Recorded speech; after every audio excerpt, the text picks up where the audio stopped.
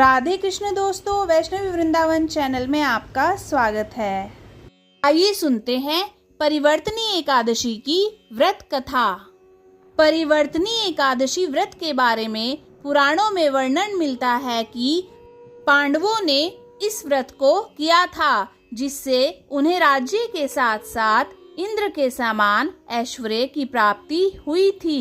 इस व्रत की कथा को स्वयं भगवान श्री कृष्ण ने युधिष्ठिर समेत अन्य पांडव भाइयों और द्रौपदी को सुनाया था। परिवर्तनी एकादशी की व्रत कथा। युधिष्ठिर ने भगवान श्री कृष्ण से पूछा, हे भगवान, भाद्रपद शुक्ल एकादशी का क्या नाम है? इसकी विधि और इसका महात्म्य कृपया करके कहिए। तब भगवान श्री कृष्ण ने कहा, पुण्य, स्वर्ग और मोक्ष को देने वाली और सब पापों का नाश करने वाली उत्तम वामन एकादशी का महात्म्य मैं तुमसे कहता हूँ, तुम ध्यान पूर्वक सुनो। यह परिवर्तनी एकादशी पदम एकादशी और जयंती एकादशी भी कहलाती है। इसका व्रत रखने और पूजा करने से वाजपेय यज्ञ का फल मिलता है। पापियों के पाप नाश करने के लिए इससे बढ़कर कोई उपाय नहीं है। जो मनुष्य इस एकादशी के दिन वामन रूप की मेरी यानी भगवान विष्णु की पूजा करता है, उससे तीनों लोग पूज्य होते हैं।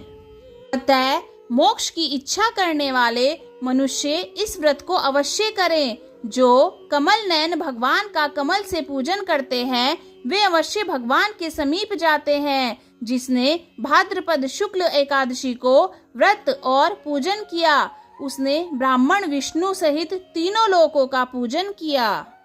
अतः हरिवासर अर्थात एकादशी का व्रत अवश्य करना चाहिए। इस दिन भगवान करवट लेते हैं, इसलिए इसको परिवर्तनी एकादशी भी कहते हैं।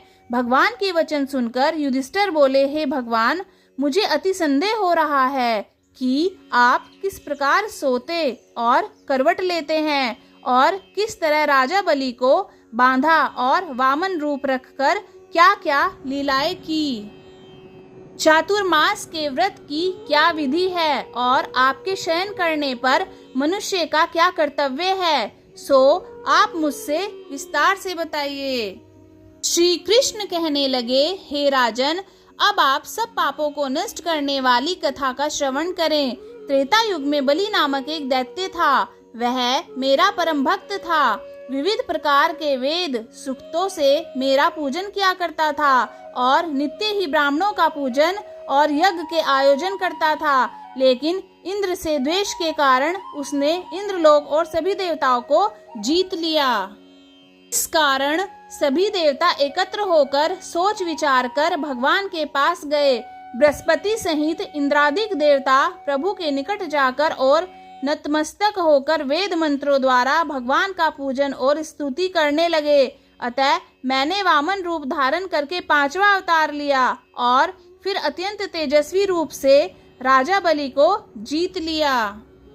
इतनी वार्ता सुनकर राजा युधिष्ठिर बोले, हे जनार्दन, आपने वामन रूप धारण करके उस महाबली दैत्य को किस प्रकार जीता? श्री कृष्ण कहने लगे, वामन रूपधारी ब्रह्मचारी के रूप में मैंने बलि से 3 पग भूमि की याचना करते हुए कहा कि ये मुझको 3 लोक के समान है और हे राजन, यह तुमको अवश्य देनी होगी।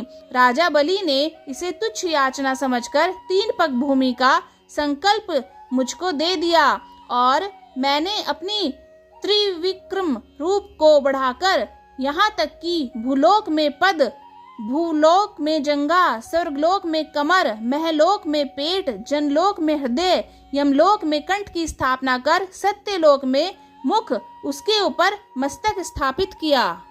सूर्य, चंद्रमा आदि सब ग्रह गण, योग, नक्षत्र, इंद्रादि देवता और शेष आदि सब नागगणों ने विविध प्रकार से वेद सूक्तों से प्रार्थना की। तब मैंने राजा बलि का हाथ पकड़कर कहा कि हे राजन, एक पद से पृथ्वी, दूसरे से स्वर्गलोक पूर्ण हो गए। अब तीसरा पग कहाँ रखूं?